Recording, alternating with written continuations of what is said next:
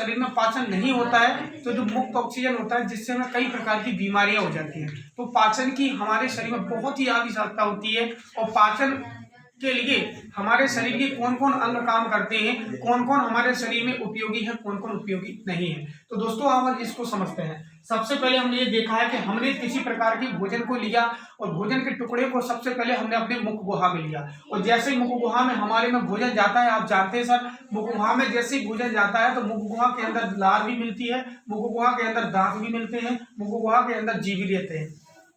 तो यहाँ से जो भोजन होता है थोड़ा बोलस के नाम से पचता है मुख में, मुख के द्वारा सीधा फूड पाइप के माध्यम से सीधा हमारा स्टोमच में पेट में आता है। और भोजन जैसे ही पेट में आता है, आप जानते हैं सर कि पेट में जठर ग्रंथियां होती हैं जो विभिन्न प्रकार के जठर रस को निकालती हैं।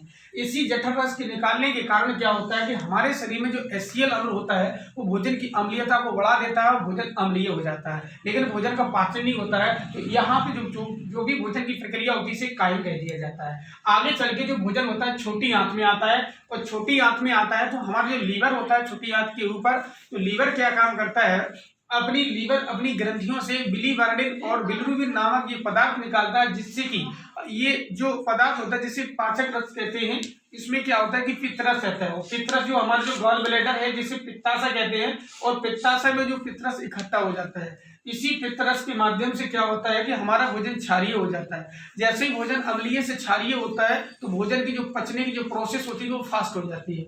और हमारी छोटी आंत के जो ग्रहणी वाला भाग है, इस वाले जो यू आकार का भाग है अंग्रेजी के, इसे ग्रहणी वाला भाग कहते हैं। इस ग्रहणी वाले भाग में भोजन का पाचन स्टार्ट हो जाता है और बहुत भयंकर पाचन होता है। तो भोजन के लिए पूर्ण तरीके से पाचक मान लिया जाता है। बगल वाला जो एरिया है इसके लिए बोलते हैं हम अग्नाशय। क्या बोलते हैं? अग्नाशय। अग्नाशय से क्या निकलता है, आप लोग जानते हैं कि एमाइलेज और ट्रिप्सिन और लाइपेज 3 प्रकार के एंजाइम निकलते हैं। इन्हीं एंजाइमों के माध्यम से भोजन पूर्ण तरीके से वसा का, प्रोटीन का और आप जानते हैं स्टार्च का पाचन होता है। आगे चल के भोजन छोटी आंत के ग्रहणी वाले भाग में आता है और आप जानते हैं ग्रहणी में हमारे शरीर का पूर्ण पाचन हो जाता है। इसके अलावा भोजन जिजुनम वाले भाग में जाता है और जिजुनम वाले भाग में जैसे ही भोजन पहुंचता है तो वहां से विभिन्न प्रकार के जो आरबीसी, जो प्रकार की ब्लड खनिज होते हैं, उनको हमारा शरीर अवशोषित कर लेता है। और अवशोषित कर लेता है तो छोटी आंत के छोटे छोटे जो रसांकुर होते हैं जो आपको बोर्ड पर दिख रहे हैं, इसी रसांकुर में क्या होता है कि छोटे छोटे प्रवर्ध के माध्यम से भोजन को पचा लिया जाता है।